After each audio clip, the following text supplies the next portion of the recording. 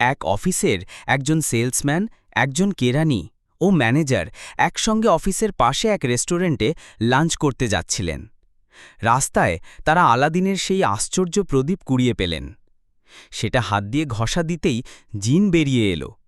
জিন বলল, আমি প্রত্যেককে একটা করে বর দিতে চাই, তাড়াতাড়ি বলে ফেলুন কে কি বর চান।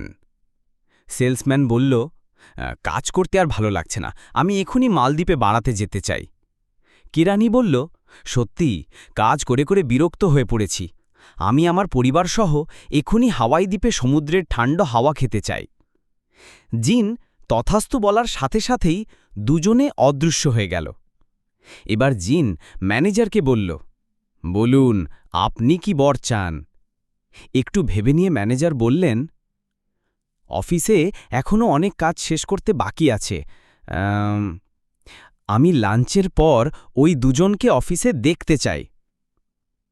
শিক্ষা: আগে যে কাজের দায়িত্ব নিয়েছেন তা শেষ করুন, তারপর আনন্দ করুন।